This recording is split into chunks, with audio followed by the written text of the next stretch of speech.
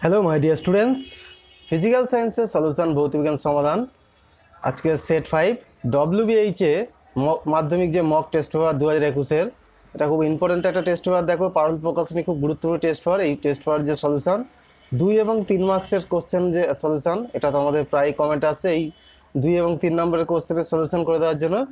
আজকে আমি দেখো সেট 6 নিয়ে আলোচনা করছি। এর আগে 5টা সেট দিয়েছি 1 থেকে 5, আজকে 6 নিয়ে আলোচনা করছি। এই চ্যানেল থেকে তোমরা বিষ্ণুপদের টিউটোরিয়াল চ্যানেল থেকে তোমরা যে কোনো ভৌতিক বিজ্ঞানের সমাধান পেয়ে যাবে।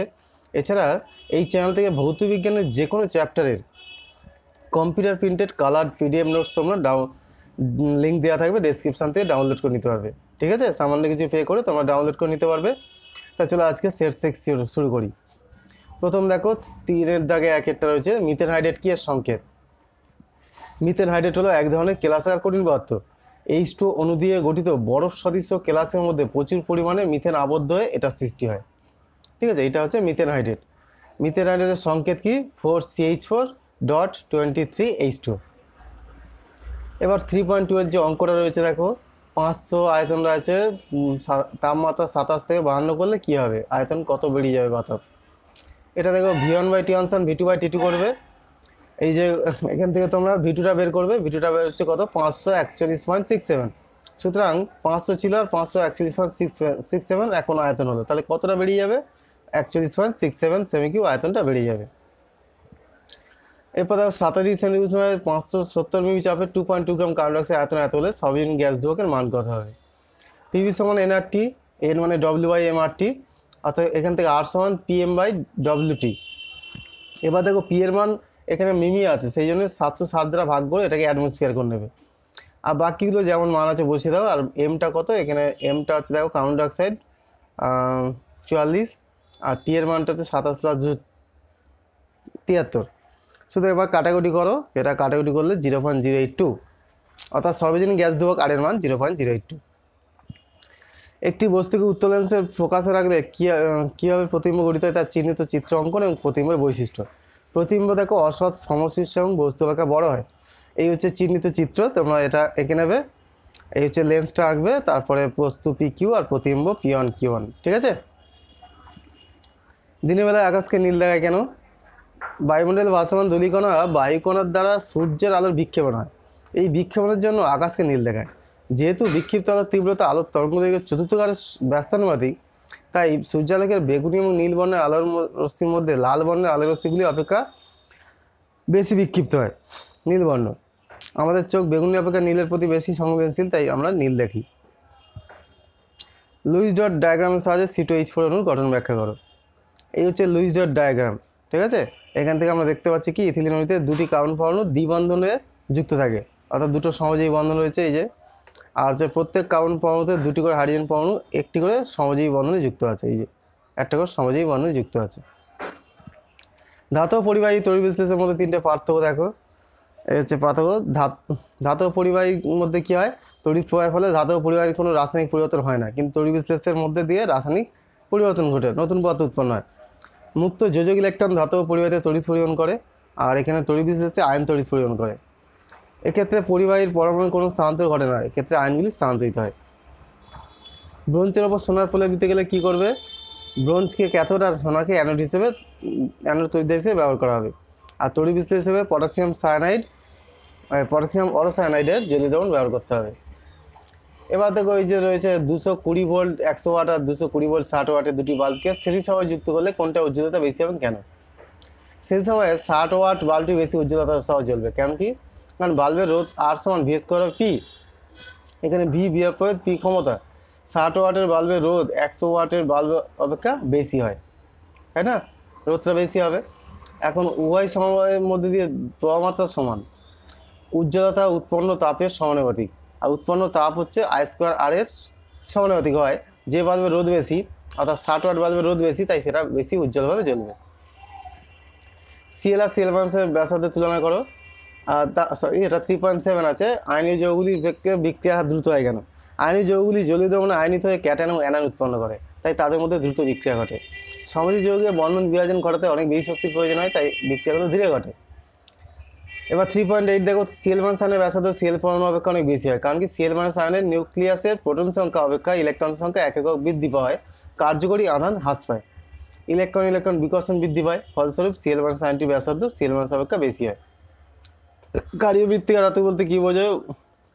পর্যায় 2 নম্বর শ্রেণীতে অবস্থিত beryllium, magnesium, calcium, strontium, barium প্রভৃতি মৌলগুলো ক্ষারীয় মৃত্তিকা ধাতু, কারণ এরা ভূত্বকে অবস্থান করে অক্সাইড রূপে এবং এদের ক্ষার রূপে হাইড্রক্সাইডগুলি ক্ষার রূপে আচরণ করে। পারমাণবিক ব্যাসার্ধ ক্রমবর্ধমান অনুসারে সাজে হয় ক্লোরিন, সালফার, ফসফরাস, সিলিকন। এবার দেখো প্রমাণ করো কার্বন ডাইঅক্সাইডের নিঃসঙ্গ ইলেকট্রন জোড়া বন্ধন ইলেকট্রন জোড়ার অনুপাত 1:1। এই হচ্ছে তোমার, দেখো এটা দেখতেই পাচ্ছ, বন্ধন জোড় কত 4টে আর নিঃসঙ্গ জোড় দেখো তোমার 4 জোড়া। তাই হচ্ছে লুইস ডট থেকে আমরা দেখতে পাচ্ছি যে দেখো এখানে দেখো লুইস ডট থেকে দেখা যাচ্ছে কার্বন ডাইঅক্সাইডের বন্ধন ইলেকট্রন জোড়ের সংখ্যা 4টি আর নিঃসঙ্গ ইলেকট্রন জোড়ের সংখ্যা 4টি, তাই এদের অনুপাত হচ্ছে 4:4 1:1। ঠিক আছে। এবার দেখো এই যে প্রবলেমটা আছে, এ আর বি রাসায়নিক যুক্ত হলে কী হবে। এর ইলেকট্রন বিন্যাস দেখো K = 2, L = 8, M = 9, শেষ কক্ষে একটি ইলেকট্রন আছে ধাতু, আর বি এর দেখো শেষ কক্ষে 7টা ইলেকট্রন আছে, তাই বি হচ্ছে অধাতু। সুতরাং এ আর বি যুক্ত হলে কী হবে, তড়িৎদ্বীজের মাধ্যমে যুক্ত হয়ে তড়িৎদ্বীজ গঠন করবে। অপরদিকে বি মৌলের দুটি পরমাণু পরস্পর যুক্ত হলে তাদের মধ্যে সমযোজী বন্ধন গঠিত হবে, কারণ কি এরা দুটোই অধাতু। এবার 4.1 দেখো অবতল দর্পণের ক্ষেত্রে প্রমাণ করো এটা।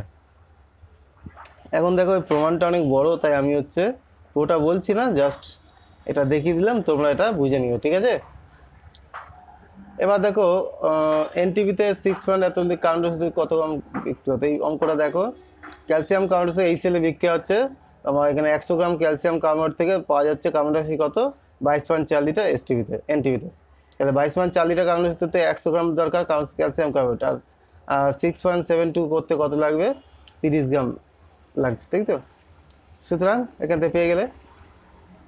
এবার এই যে প্রবলেমটা রয়েছে দেখো, এটার সলিউশন দিয়ে দিচ্ছি।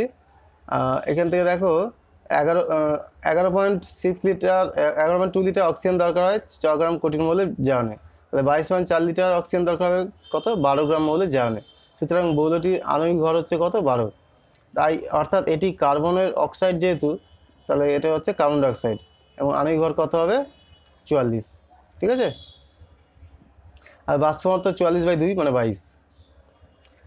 জুলের সূত্র কি হচ্ছে তোমার, পরিবাহের রোধ প্রবাহের সময় অপরিত থাকলে পরিবাহিত উৎপন্ন তাপ প্রবাহমাত্রা বর্গের সমানুপাতিক, আর প্রবাহমাত্রা তড়িৎ প্রবাহের সময় অপরিত থাকলে উৎপন্ন তাপ রোধের সমানুপাতিক, আর প্রবাহমাত্রা রোধ একই থাকলে উৎপন্ন তাপ সময়ের সমানুপাতিক। এই হচ্ছে তোমার তিনটে একসঙ্গে এই সমানুপাতিক আয়স্কার 8টি। বাল্বটির রোধের প্রবাহমাত্রা কী হবে দেখো, এখানে বাল্বটির রোধ R= V²/P, তাহলে 110 × 10/60 এত ওহম, আর প্রবাহমাত্রা I = P/V অর্থাৎ 60/110 সমান এত অ্যাম্পিয়ার। ঠিক আছে। এবার দেখো পরের শ্রেণীতে 1 নম্বর এবং 17 শ্রেণীতে রাখা সাপেক্ষে যুক্তি। 1 নম্বর শ্রেণীতে খাদ্যাতুর মতো হাইড্রোজেনের যোজিত 1 এবং খাদ্যাতুর মতো তড়িৎ ধনাত্মক। 1 নম্বর শ্রেণীতে খাদ্যাতুর মতো হাইড্রোজেন অধাতুর সঙ্গে যুক্ত হয়ে যৌগ গঠন করে এবং দ্রবণে H+ আয়ন উৎপন্ন করে। 17 নম্বর শ্রেণীতে রাখা সাপেক্ষে যুক্তি দেখা, 17 নম্বর শ্রেণীতে অবস্থিত হ্যালোজেনের মতো হাইড্রোজেন দ্বিপরমাণু, আর ফ্লোরিন ক্লোরিনের মতো এরা হচ্ছে গ্যাস এবং অধাতু। অ্যালুমিনিয়াম থেকে অ্যালুমিনিয়াম নিষ্কাশন প্রক্রিয়া লেখো। অ্যালুমিনিয়াম থেকে তড়িৎ বিশ্লেষণ পদ্ধতিতে অ্যালুমিনিয়াম ধাতু নিষ্কাশন করা হয়। তড়িৎ বিশ্লেষণ পদ্ধতিতে অ্যালুমিনিয়াম ধাতু নিষ্কাশনে ক্যাথোডে অ্যানোড হিসেবে গ্রাফাইটের দণ্ড এবং তড়িৎ বিশ্লেষণে 60% ক্রায়োলাইট, 20% ফ্লুরোসফর এবং 20% বিশুদ্ধ অ্যালুমিনার মিশ্রণ গলিত মিশ্রণ ব্যবহার করা হয়। বিক্রিয়াটা হচ্ছে এই দেখো, এখানে অ্যালুমিনিয়াম 3+ প্লাস 6টা ইলেকট্রন গ্রহণ করে 2টো অ্যালুমিনিয়াম হচ্ছে, আর 3O2- থেকে 6টা ইলেকট্রন বাদ গিয়ে 3O হচ্ছে, 3O মিলে O2 হচ্ছে। ক্যাথোডে অ্যালুমিনিয়ামটা পাওয়া যাচ্ছে মেন। NaCl জলীয় দ্রবণ তৈরি হয় অ্যানোডে O2 এর Cl2 এর পরিবর্তে O2 উৎপন্ন হয় কেন? NaCl জলীয় দ্রবণ দেখো NaCl থেকে Cl- এবং জল থেকে OH- উৎপন্ন হয়, ফলে দ্রবণে Cl- এবং OH- উভয়ই থাকলেও OH- আয়নের অ্যানোডে গিয়ে ইলেকট্রন বর্জন করার প্রবণতা Cl- অপেক্ষা বেশি হয়, তাই অ্যানোডে O2 উৎপন্ন হয়, Cl2 উৎপন্ন হয় না। এই হচ্ছে অ্যানোডের বিক্রিয়া। অ্যানোড মাঠ কি, এটা অশুদ্ধ কপার থেকে তড়িৎ বিশ্লেষণ প্রক্রিয়ায় বিশুদ্ধ কপার ধাতু নিষ্কাশনের সময় মসলিনের তড়িতে রাখা অ্যানোডে অশুদ্ধ কপার সঙ্গে অশুদ্ধ রূপে সামান্য পরিমাণ গোল্ড, সিলভার, প্ল্যাটিনাম প্রভৃতি মূল্যবান ধাতু থাকে। এই ধাতুগুলি অন্যান্য অশুদ্ধের সঙ্গে কাদার আকারে মসলিন তড়িতে জমা হয়, একে অ্যানোড মাঠ বলা হয়। তিনটে রোধকে কীভাবে যুক্ত হলে প্রত্যেকে একই প্রমাত্রা যাবে, এটা প্রত্যেকের যদি তোমার শ্রেণী সময় যোগ করা হয় তাহলে প্রত্যেকের মধ্যে দিয়ে একই তড়িৎ প্রমাত্রা যাবে, কারণ শ্রেণী সময় একই তড়িৎ প্রমাত্রা যায়। সেক্ষেত্রে তুল্য রোধ কত হবে, 3টে যোগ করে দাও, 2 3 4 মানে 9 ওহম হবে। বার্নৌলি চক্রের ঘূর্ণনের নীতি কীভাবে বাড়ানো যায়, এটা দেখো বার্নৌলি চক্রে তড়িৎ প্রবাহের ohmic অপরিবর্তিত রেখে তড়িৎ প্রমাত্রা বাড়লে চক্রের ঘূর্ণন বেড়ে যাবে। আর চুম্বক সরিয়ে তারপরে শক্তিশালী তড়িৎ চুম্বক ব্যবহার করলে ঘূর্ণনের জোরে হবে। বার্নৌলি চক্রে তড়িৎ ক্ষেত্রে প্রাবল্য বাড়ানো হলে তড়িৎ ঘূর্ণনের বেগ বাড়বে, অর্থাৎ চক্র আরও জোরে ঘুরবে। ঠিক আছে। গৃহস্থালির বর্তনীর সরলতম লেখচিত্র, এই হচ্ছে সরলতম লেখচিত্র। প্রথমে মিটার থাকে, লাইভ তার, নিউট্রাল তার যাচ্ছে, সেখান থেকে মেন ফিউজ রয়েছে, তারপর মেন সুইচ, গ্রাহকের সুইচ রয়েছে, বন্টন বক্স রয়েছে, সেখান থেকে আবার বিভিন্ন এতে এই সমান্তরাল সময় বিভিন্ন যুক্ত করা হয়েছে। চার্লসের সূত্র হচ্ছে দেখো, এবং এর গাণিতিক রূপটা পরপর দেখিয়ে দিচ্ছি। আর শুষ্ক আর আর্দ্র বায়ুর মধ্যে আর্দ্র বায়ু হালকা। ঠিক আছে। সমযোজী যৌগ কি তড়িৎ প্রেরণ করতে পারে? সমযোজী যৌগ তড়িৎ প্রেরণ করে না সাধারণত, তবে কারণ এরা গলিত বা দ্রবিত অবস্থায় আয়ন উৎপন্ন করে না। তবে কিছু কিছু সমযোজী যৌগ আছে যারা জ্বলিত বনে আয়ন উৎপন্ন করে তড়িৎ প্রেরণ করতে পারে, যেমন হাইড্রোজেন ক্লোরাইড গ্যাস। এই সেলকে জলে দিলে আয়নিত হয়ে হাইড্রোক্সিনিয়াম আয়ন এবং ক্লোরাইড আয়ন উৎপন্ন করে, তাই হচ্ছে এটা জ্বলিত বনে তড়িৎ প্রেরণ করতে পারে। চিনির জ্বলিত বন থেকে কোনো আয়ন উৎপন্ন হয় না, তাই এরা তড়িৎ প্রেরণ করে না। এই সেল উদ্বায়ী কেন? এই সেল সমযোজী যৌগ, এটা অনুরূপে থাকে এবং এদের মধ্যে দুর্বল আকর্ষণ বল কাজ করে, তাই স্ফুটনাঙ্ক কম হয়, উদ্বায়ী। NaCl আয়নীয় ক্লাসে প্রতিটি Na+ আয়ন ন্যূনতম দূরত্বে 6টি Cl- আয়ন দ্বারা এবং প্রতিটি Cl- আয়ন ন্যূনতম দূরত্বে 6টি Na+ আয়ন দ্বারা কঠিন অবস্থায় তীব্র স্থির তড়িৎ আকর্ষণ বল দ্বারা আবদ্ধ থাকে, তাই এটা হচ্ছে কঠিন এবং অনুদ্বায়ী। আয়নীয় যৌগগুলি হচ্ছে সাধারণত ধ্রুবীয় দ্রাবকে জলে দ্রাব্য হয়, অধ্রুবীয় দ্রাবকে অদ্রাব্য হয়। পিতলের চামচ এবং নিকেলের প্রলেপ দিতে হলে তোমার ক্যাথোড হিসেবে পিতলের চামচ, অ্যানোড হিসেবে নিকেলের পাত, তড়িৎ বিশ্লেষক হিসেবে অ্যামোনিয়াম সালফেট এবং সামান্য বোরিক অ্যাসিড মিশ্রিত নিকেল সালফেটের জ্বলিত দ্রবণ ব্যবহার করতে হবে। একই উপাদান তৈরি, এটা দেখো, এটা প্রবলেমটা দেখে দিই। এখানে দৈর্ঘ্যের অনুপাত L1:L2 2:1, আর প্রস্থচ্ছেদের অনুপাত A1:A2 সমান 3:2। এখানে দেখো বিভব প্রভেদ সমান, তাই V সমান I1R1 সমান I2R2। এবার দেখো এখান থেকে I1/R2 সমান R2/R1, R2 মানে রো ইন্টু L2/A2, আর নিচে রো ইন্টু L1/A1। তাহলে রো কেটে গেলে এখানে L2/L1 আর হচ্ছে A1/A2। L2/L1 মানে এখানে 1/2, এখান থেকে দেখো উপর থেকে, আর A2/A1 হচ্ছে 3/2, মানে এখানে 3/4, সুতরাং অনুপাতটা হচ্ছে 3:4 হচ্ছে। আলোর প্রতিসরণের সূত্র দেখো, এটা দুটো সূত্র আছে। আপতিত রশ্মি, প্রতিফলিত রশ্মি এবং আপতিত বিন্দু দুই মাধ্যমে বৃহৎ তলের উপর অঙ্কিত অবিলম্ব সর্বদা একই তলে থাকে, এটা অবিলম্ব হবে, হয়ে গেছে। দুটি নির্দিষ্ট মাধ্যম এবং দুটি নির্দিষ্ট বর্ণের আলোক রশ্মির ক্ষেত্রে আপতন কোণের সাইন ও প্রতিসরণ কোণের সাইন অনুপাত সর্বদা ধ্রুবক হয়। উপযুক্ত ফোকাস দৈর্ঘ্যের অবতল লেন্স চোখের সামনে রাখলে হস্তদৃষ্টি দূর করা যাবে। এবার এই যে প্রবলেমটা রয়েছে দেখো, শ্রেণী সময় আর সমান্তরাল সময়। শ্রেণী সময় দুটো যোগ হয়ে যাচ্ছে, আর সমান্তরাল সময়ের তুল্য রোধ R1R2/1 R1 + R2 সমান 2। এবার R1 R2 এখান থেকে কত হচ্ছে, এইটা সমান 9 বসিয়ে দিলে 18। এবার R1 - R2 হচ্ছে, এই ফর্মুলায় বসিয়ে দাও, তাহলে 3 হচ্ছে।